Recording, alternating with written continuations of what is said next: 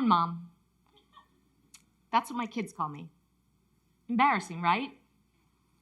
But I'm going to tell you why it's not. 2 years ago, I came across this statistic.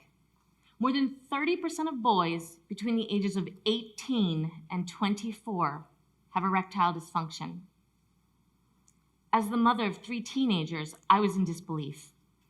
Did you know that high school and college guys unable to get or maintain an erection have become an epidemic, impacting them more than bullying, obesity, depression, vaping, and all accidental deaths? And the reason? Pornography. Experts say that kids are first exposed to porn by age 11. As a sexual assault counselor, I was already aware of how pornography portrayed sexual violence. However, as a mother sending her children into the world, I felt an urgency to help my son and daughters understand how this pornified culture might impact them emotionally, sexually, and physically. Since that day, I have surveyed and interviewed experts, ex-porn stars, and more than 600 young people. There are some misconceptions that I need to dispel. Porn is not just a boy problem. It impacts all genders, identities, and sexualities equally. Whether your child watches porn or not, it is influencing them. A click on porn is anything but free, and today's porn is not benign. Kids curious about sex will, at a certain age, seek out erotic material. Without mandated sex education or parents willing to talk openly and broadly about sex at home, not just disease and pregnancy prevention, our kids seek to fill that void with porn. One curious and innocent click on porn from any device exposes them to graphic material anonymously for free. When that curiosity returns, they're more than likely to bypass mom and dad and go straight to porn. Kids' reactions to porn range from curious and aroused to disgusted and confused. However, over time and with repeated exposure, they become sexually conditioned, wiring their brains to today's hardcore excessive porn stimulus. Porn is similar to drugs. The more you watch, the less stimulated you are. And when that happens, in order to get an erection or become sexually aroused, they need more, varied, or the harder core porn to which they have become conditioned. This is called escalation. One 19-year-old sophomore in college, Henry, told me how he had suffered with porn-induced erectile dysfunction since the age of 15, the first time he had sex. He said, "Missionary sex is boring to me. I need kink to get off."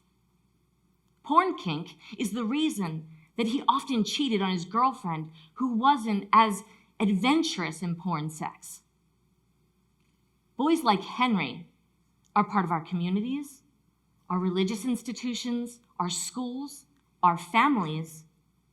Thanks to the porn flooding their screens, sex, which was once a pleasurable rite of passage, has become a numb dead end. Many guys report other porn fallout, such as social isolation, lower academic achievement, feelings of inadequacy about their bodies, their penis size, their ability to perform, depression, and even thoughts of suicide. I wanted to understand why today's porn was so vastly different from my own generation. So, of course, I researched and watched porn. But what I discovered was unsettling. Today's most accessible porn is violent, aggressive, misogynistic, rapey, and very misleading. Jack is a 25-year-old who told me that he had escalated into violent porn. And I was curious, did Jack see what I saw in gangbang porn? A girl who looked like she was clearly in pain. Jack said, yeah, of course. But can I be honest? That's the turn on.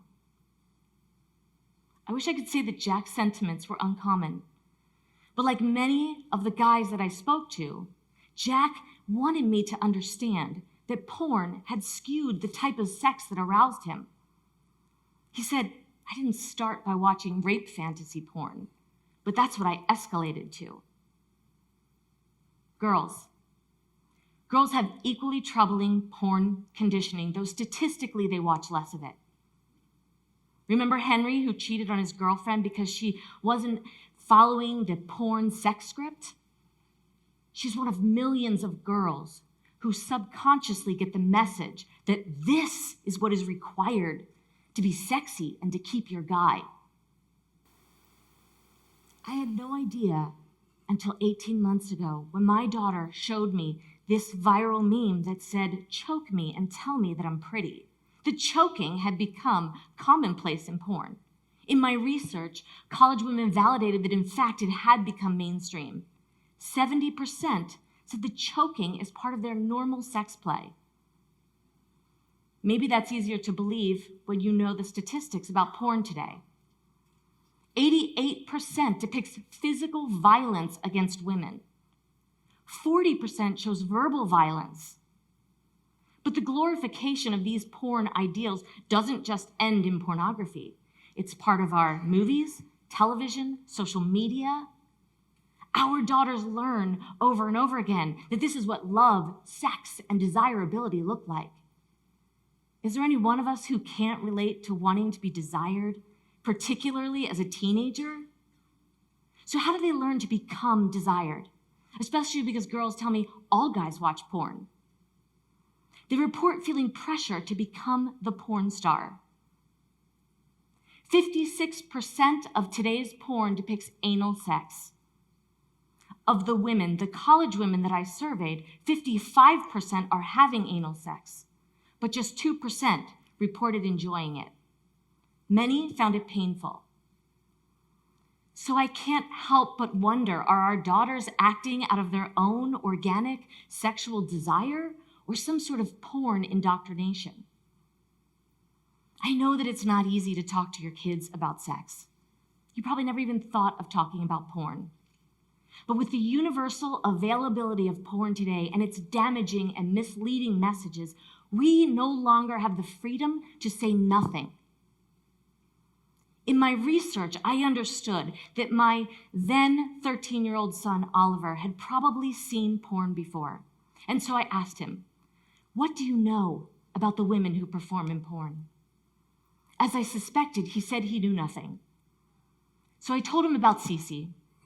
Cece was a former porn actress who I had recently interviewed. She was an academic star who simultaneously struggled with drugs. Her drug dealer became her boyfriend, who then became her pimp.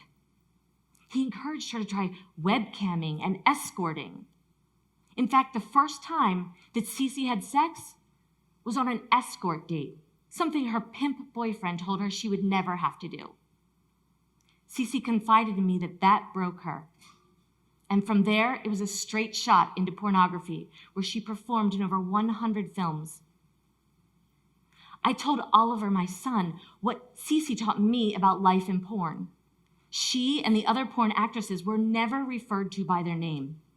They were called it, that, meat, and other vile and dehumanizing names that I can't even use on this stage. She said opioid addiction is common with porn actresses because of this emotional abuse and to numb the pain of on-set violent sex. I asked Oliver, did you know that most porn stars die by the age of 37? That's less than half the life expectancy of the average American. None of Cece's friends from porn are alive today. She's 28 years old. 1 year later, Oliver would tell me that Cece's story, more than any statistic, had the greatest impact on him. He said, now I understand.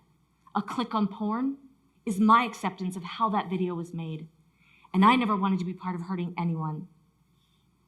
The research is clear. Kids who are educated about sex are less likely to engage in this type of risky porn sex and less likely to engage in sex at younger ages. Collectively, we need to help young people understand what healthy, consensual sex looks like and remind them that they have the right to say yes or no to any sexual activity. A yes today does not mean a yes tomorrow. They need to demand safe sex, and they have the absolute freedom to stop in the middle of any sexual activity, regardless of whether they initially said yes. And, most importantly, their sexual choices should be based on their needs and their desires, not some porn myth. And there is no obligation to take care of their date's sexual needs. It is not their job, nor is it reciprocity for a fun night out. This is sexual agency, and it is their absolute right. When I share this with young people, girls feel empowered. Both boys and girls tell me they wish that they could tell younger kids what they now understand. Porn is misleading and can be harmful. And parents, teenagers tell me that sex and the impact of porn is something they wish they could discuss with you. This $97 billion industry isn't going away. The porn industry is more than happy to fill the sex education void. We cannot wait for our schools or our governments to decide what sex education looks like. This is on us. Our greatest power is communication. Talk to your kids early. Talk to them often.